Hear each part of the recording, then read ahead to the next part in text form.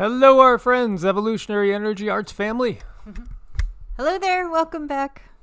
Welcome back, guys. This is one inspired by several people's comments saying, yeah, you got to touch on this. And so we wanted to touch on a new kind of piecing together of some things, as many of you guys have been with us a long time. Some of you haven't. And many of you have I saw comments today remembering videos from like when some of Cindy's first videos with me and saying, my God, Cindy has come such a long way. She's just amazing. Aw, thanks you guys. That's a good thing. Good. And so you guys might know there is a Shiva statue at CERN, the site of the Large Hadron Collider. Physicist Carl Sagan had drawn the metaphor between the cosmic dance of the Nataraj and the modern study of cosmic dance of subatomic particles. Yes, absolutely. And Shiva, literally in one way can translate as that which is not. That which is not because it hasn't manifested into anything yet. And Shakti would be that manifestation power, the mother that births the universe, where you could view Shiva as the pure consciousness that is uncreated. So what are they doing at the Large Hadron Collider? Conspiracy theories say they are opening portals to demonic realms. There's an awful lot of conspiracy theories that have been proven true lately. I know, we are running out of them. Yes, there's just going to be proven facts. And there's so many that are happening. And as we say this, our other computer is bringing up Skype on its own. It's not really on its own. So you guys might know of this Mandela effect. Many people who quote this famous line in Star Wars, The Empire Strikes Back, say, Luke, I am your father, when Darth Vader reveals to Luke. That was one of the greatest moments in Star Wars history and maybe in screen history. Now, the Mandela effect says there is no Luke at all. There are hundreds to thousands of examples of the Mandela effect across entertainment, logos, even geography. And right here, this from Healthline is just saying how false memories occur. Oh, okay, so here's the system saying the Mandela effect, there's nothing to it. It's just false memories. There's so many of them. The Berenstein Bear thing. And we do have other little ones you can look at here. I'll put the links in as always. So many different Mandela effects. And it really was first coined by Fiona Broome when she created a website to detail her observance of the phenomena. She was at a conference talking to other people about how she remembered the tragedy of former South African President Nelson Mandela's death in a South African prison in the 1980s. However, he did not die in the 80s in the prison. He passed away in 2013. As she began to talk to other people about her memories, she learned she wasn't alone. Many people remembered seeing news coverage of his death, as well as a speech by his widow. She was shocked that such a large mass of people could remember the same identical event in such detail when it supposedly never happened that way. So, thus, we have the modern birthing of the Mandela effect. Well, when we look to Star Wars, interesting. This right here, as you can hear, he says the L-U-K-E word. And he follows it with, I am your father. So what's up? What's up with this? And I was looking at these comments. The original VHS released, Darth Vader says, Luke, I am your father. And again, apparently, there are some copies saying one way, some copies are saying another way. Somebody down here says you're here because of the Nelson Mandela effect.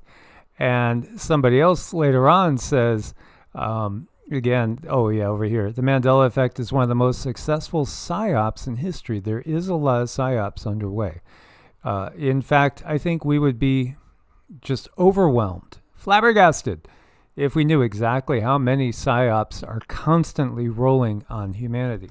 Well, I think, one of the psyop of psyops is just to confuse people. And what is the most famous thing that I've heard some people say? Don't believe your lying eyes. You're not okay, and you're not well, and you're not believing this correctly. I swear that goes in so many abusive relationships. I mean, just like our control system, it is not healthy. It's not okay the way that we are treated. But these Mandela effects, they're very real. I wouldn't be surprised if they splash them with others that are not real. Of course, they're going to do that because they need to cover things up. They cannot let us know the truth about the world around us. Yeah, and there's all sorts of different ones. Snow White and the Seven Dwarfs. You probably remember the line, "Mirror, mirror on the wall, who's the fairest of them all?" You may be shocked to learn the line actually began with the phrase, "magic mirror on the wall," so they say. Henry VIII eating a turkey leg, no such painting has ever existed. Why do we have these memories of that? Oscar Mayer being spelled M-E-Y-E-R or Mayer, M-A-Y-E-R. There's so many things. That one, the Oscar Mayer one, I used to sing it all the time with my kids. So it was M-A-Y-E-R. M-A-Y-E-R. Yeah, right? My baloney has a second name. Yeah, absolutely. Berenstain, Stain. Shazam! Again. Yes, I do remember the Shazam movie with Sinbad. Absolutely. Pikachu, Mickey Mouse. I mean, it goes on. Now, they say these are false memories. Don't worry, it's just false memories. The psyop that the system gives us is just mind-blowing. Oh, you think you remember correctly. You don't really, is what they're trying to tell us. And, I'm sure that they're going to have some sort of something for us to pop, and it's going to correct all this. Go back to sleep. Go back to sleep. The movie Lost City, where the extraterrestrials were... Dark City. I'm sorry. Dark City. Thank you for the correction. And that's not a Mandela effect. Because I want people to remember and look it up. Yeah, look up Dark City, especially flat earthers. Dark City, the ETs would put them to sleep. They would put humans to sleep, and they would take a human in one situation, put them into a totally different one, to try to see if societal conditioning, if it was just basically all about conditioning, or was there differences in the individual soul in humans? And so it was all one big ET experiment, and it was a great classic movie. But when we're looking at the Mandela effect, is this all it is? 1984, again, they are constantly rewriting our history. They really are rewriting our history. We could go into modern version of books, and chapters are going to be altered. If that book's been around 100 years, you'll find newly revised. The rewriting of history is always happening. So that can give us some reasons for some things of the Mandela effect. But I don't think all. Right. Yeah. I mean, there's some. I mean, when I was introduced to the Mandela effect, this is a time when I was going to Bible study, and I used my grandmother's Bible, and it meant a lot to me. And then it was brought up, if I'm remembering it correctly, and the wolf lies down with the lamb. And I'm like, it does not say that. It's the lion lies down with the lamb. Because I remember it was my grandma's Bible. Why would I not remember that? And I go and I flip open my grandma's Bible, and sure enough, the wolf lies down with the lamb. And oh my gosh, I got so many chills. I'm like, this world is crazy. Yeah, I've had so many various copies of different Bibles. We currently have one that if you go to lift it up, it almost starts to turn to dust. It's so old. And it actually had multiple things in there when we were looking at that particular verse. But yes, there is a revisionist history that is constantly going on, constantly. Whether we are talking about a cyber revision going on, or reprinting books and changing them. Absolutely, that happens. Then we have multiverse theory. Do we live in a multiverse? And this is from Live Science, which is basically NASA, never a straight answer. Of course, we're not going to get a straight answer from them. And we don't. Maybe, maybe not. It's kind of like nanny. You got to be one of the secret society people to know. Join the Illuminati and we'll tell you. First, sign away your soul. Yes, and this is from space.com, which is basically going to be the same people again. 5 reasons why we may live in a multiverse. And somebody made the statement, well, I thought the universe goes on forever. How could we live in a multiverse then? Well, then obviously it would not go on forever. It would be basically everything that we think is everything is just one little cell. And the reality that we learn when we start delving deep down certain mystical traditions, as well as some of the Eastern philosophies, is this is exactly what is believed in many mystical traditions, and also in many of the Eastern philosophies, or if you want to call them religions. Yes, absolutely. The multiverse is a reality. Infinite universes. You can't count them because, again, think about it. Some sources will say there's 30 trillion different things in your body composing of your body in totality, whether we're talking individual cells and then different microscopic organisms. 30 trillion is a huge number. So absolutely, you are a universe to a wide number, an amazingly large number of beings. You are their universe. Yet, of course, you're just an individual being. And when we say individual, that's not even really accurate, because everything is not as it appears. Right now, Cindy and I are sitting, about a foot apart, shoulder to shoulder, yet many layers of her energy body are completely commingled with mine. Even though the physical bodies are not touching, there are other layers to the energy bodies that are merged. And this is part of the greater reality as well. And when you do a lot of energy work, these energies commingle more, they get stronger, and you're able to feel other people's physical ouches. You might feel someone's bad hip, you might feel pain in the liver, you might feel if they have a migraine.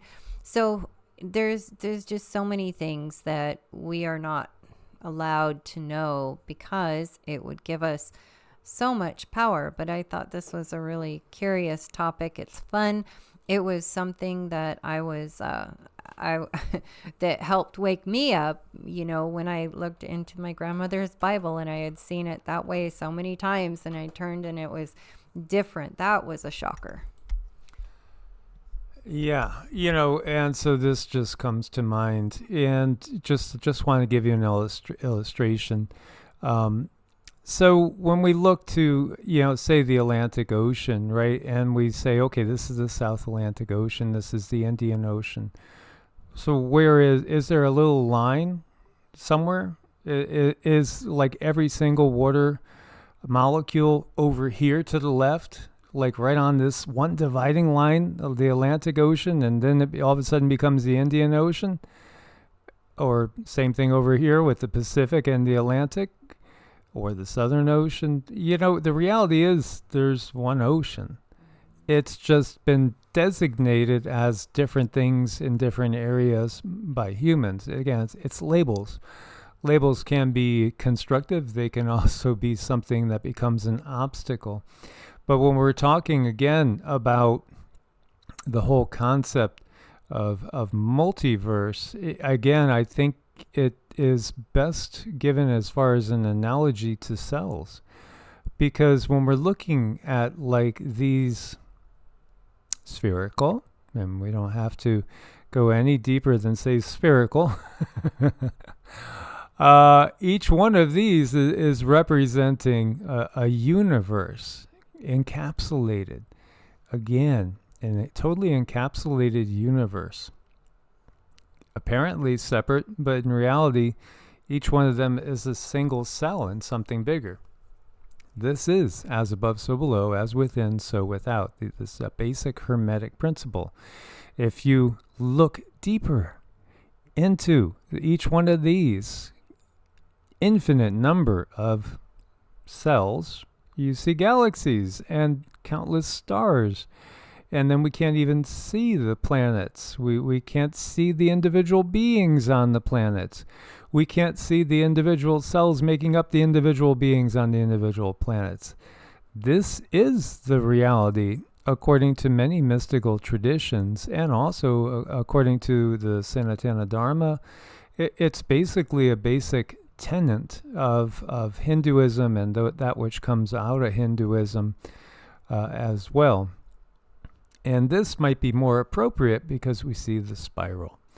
We see the spiral, and we talk about the cycles of the yugas and how we come to the same sort of conditions time and time again.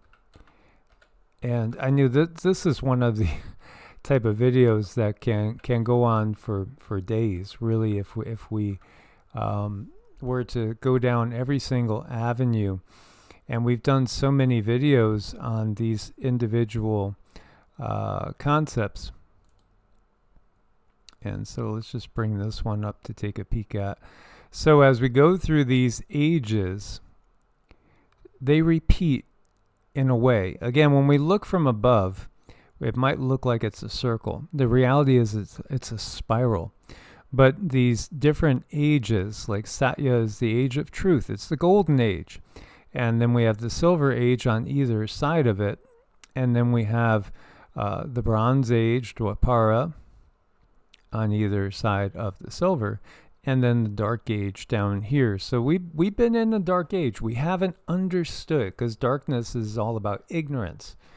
It basically, and the light is all about true gnosis, understanding. And while we look at it from above, and we see this as a perfect circle, the reality is it's a spiral. It's not a circle. It's a spiral.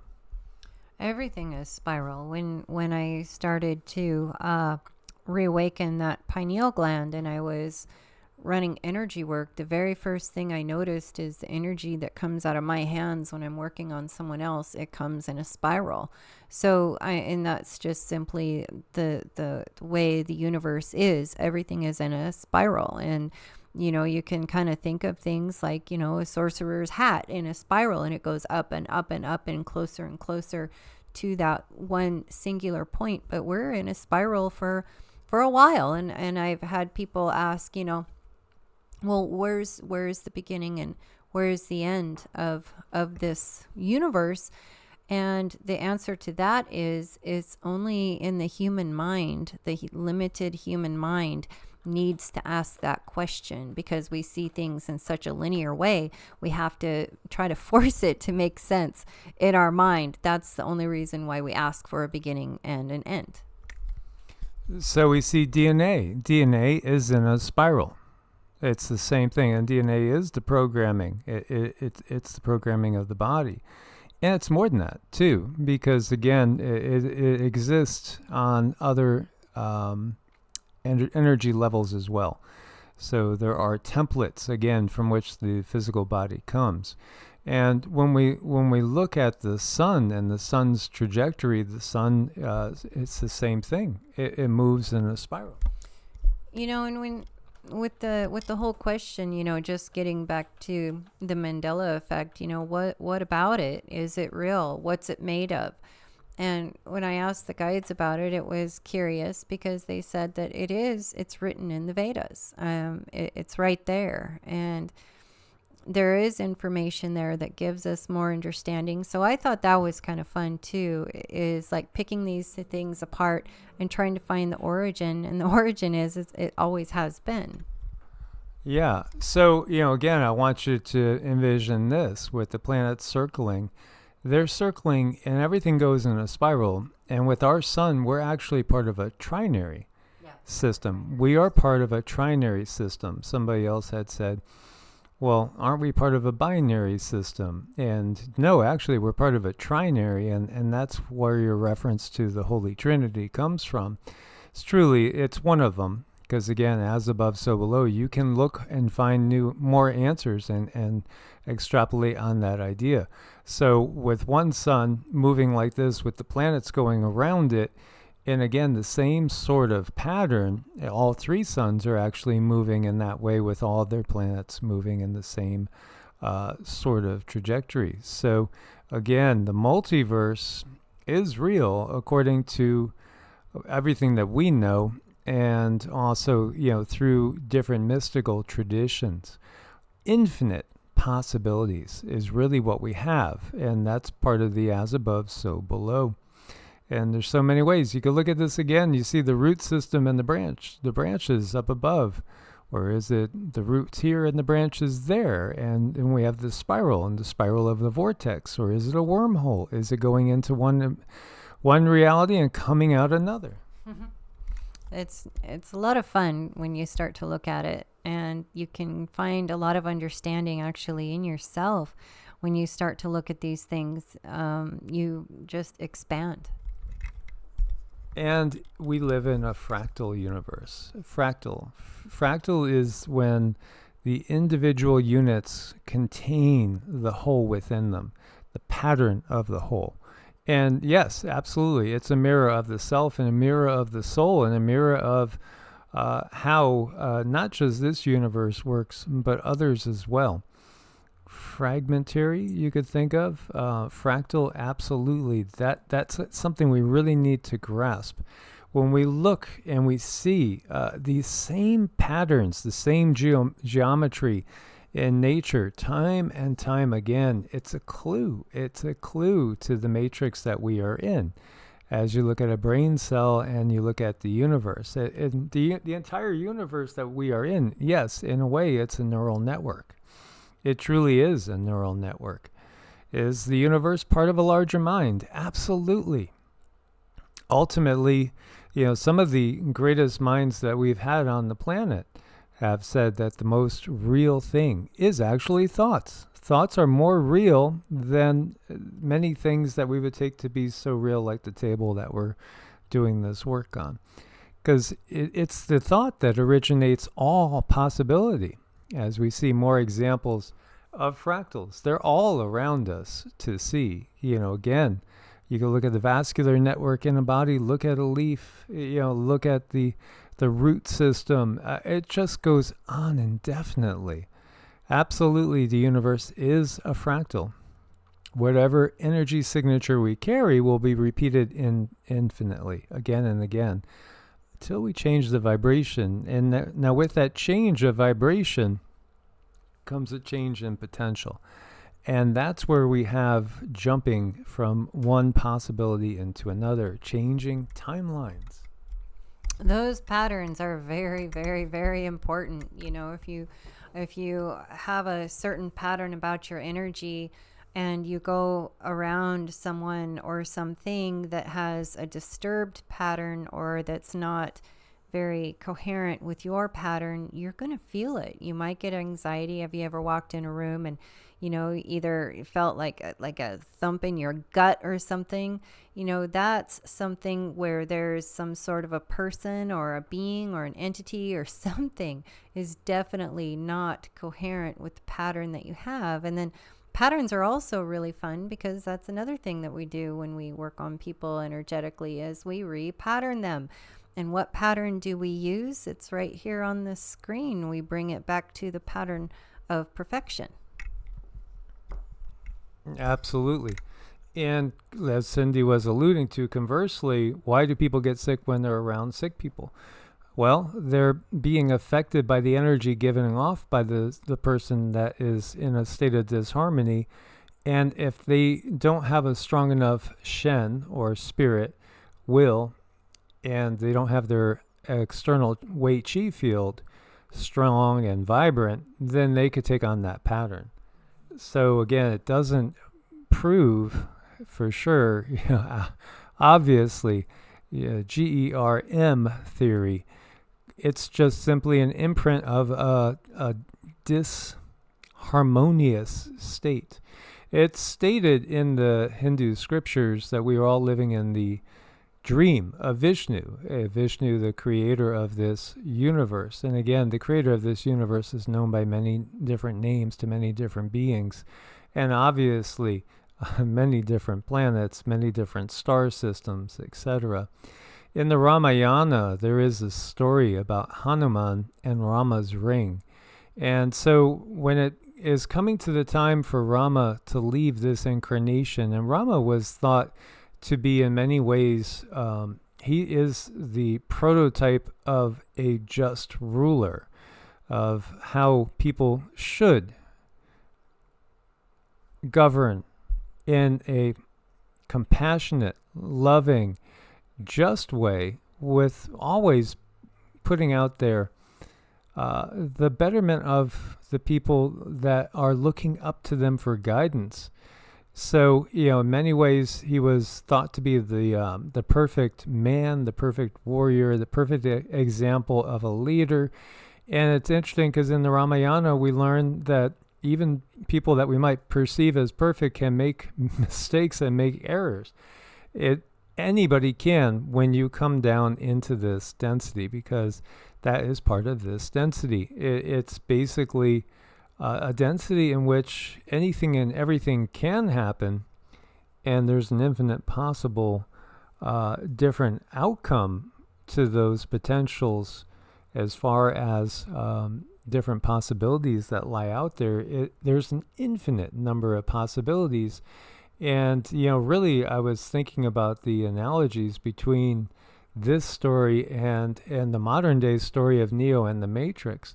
But to get back to Rama and his ring, Hanuman, so devoted to Rama because he views Rama, and Hanuman, by the way, is called the monkey god. There is also a monkey god in Chinese mythology. He is a being of extreme strength and wisdom and perseverance, and perseverance is really, it's like his middle name. He would give you the energy of you will face anything, any sort of darkness, and just never give up in the face of darkness. It doesn't matter what the circumstances are. And so he's devoted to Rama because he sees Rama as an incarnation of the creator of this universe, Vishnu. And so he's going to serve him as best as he can. And Rama, when it was coming time for him to leave this world and this incarnation and go back up into the higher densities, understood this. So he intentionally lost his ring and sent Hanuman to go find it.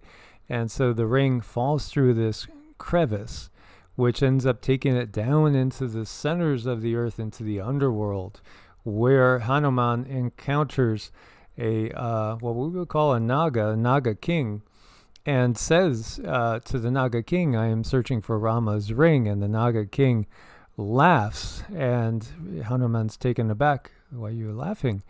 And he basically shows Hanuman, who you can see he's the embodiment of strength and perseverance, and may very well be a Bigfoot type of being. In reality, this is what we get, is we see Hanuman as kind of what we would call a Bigfoot type of being. Well, the Naga king points him over into this huge pile of golden rings and basically says that each one of these rings is Rama's ring. Each one of them is coming from a different incarnation in the cycle of the yugas, because Rama comes back time and time and time again. And Hanuman comes back to protect and be his servant time and time and time again. And each time, when it's time for Rama to leave this incarnation, he drops his ring. And so, this is, again, an alluding to the nature of the multiverse and the fact that all these different possibilities and probabilities do play out time and time and time again through endless cycles. And I know some of you have been having a lot of deja vu lately, has been going on. And I do attribute that some to the CME that we have going on, But when we have so many different lifetimes, and then once we understand that things are not linear like we think they are, then yes, realities can cross over and in and out one another. And sometimes you might feel that in the form of deja vu. Absolutely. So, the modern retelling of this story really is Neo and the Matrix, because Neo is wondering, "Am I the one?" And he's conflicted. He doesn't know if he is, or he doesn't know if he isn't the one. And what is the one ultimately? And here this is saying Morpheus already told Neo he wasn't the first one, and this was part of the Trinity of Matrix movies that I don't think most people liked or got. And that was that, Neo and Trinity do die. And yet another Neo is going to be reborn later. It's a big reset. It's a great reset of the system. And it kind of has to happen, so to speak. And it's played out eternally through a series of matrices. And so, again, there's allusions to the truth in here. It's fascinating to note what is in the Hindu scriptures, because they clearly talk to us about parallel universes. They talk to us about the nature of reality, perhaps even giving allusions to time travel. And this article over here from the conversation is saying time travel could be possible, but only with parallel timelines. More than one timeline, more than one Earth. Again, think of the movies, the show Sliders, where they were always hopping from one reality to another. In some realities, the South won the Civil War, dinosaurs never died out, etc., etc. It goes on endlessly, and we've kind of alluded to this and talked about this in other videos. But that is the nature of things. So, can we shift timelines? Absolutely. We can always shift timelines. Why do they have Shiva out there at CERN? Because they want to shift the timeline into one in which they win. And it never stops being a Kali Yuga. No, they have their fun. They have their jollies. And one thing that I have noticed is sometimes CERN opens the portals, and different types of beings definitely come in, and they start to somewhat kind of populate. And I notice these different types of being coming in, and they're really curious about our 3D world. They're very, very curious. Now, I don't think that they have, but just because they stand off and they observe, and their energy just doesn't feel right. But I know that CERN is toying around with a lot of these different worlds and allowing them to merge, and I just don't think it's a good thing. Yeah, and the reality is all that we are facing right now is something that has come into this reality from a different reality. And so it wasn't the original intention, but yet here we are. We're battling against that system and striving to bring freedom, true freedom, to this reality. And so, there's all the answers you want are there in the Hindu holy books. When we're talking about the Ramayana, we're talking about the Mahabharata, we're talking about the various Puranas, the Vedas themselves. They talk about stuff that translates literally like Star Wars. An alien invasion of planet Earth and the battles of the gods, which were really extraterrestrial battles that took place and we witnessed. And those battles are not over. We've only been in a little bit of a period of a respite. The battles are still ongoing. And so, perhaps now a little bit more clarity for a few out there, I hope. I certainly hope so. As always, we look forward to your comments and questions. Source bless and namaste. Namaste.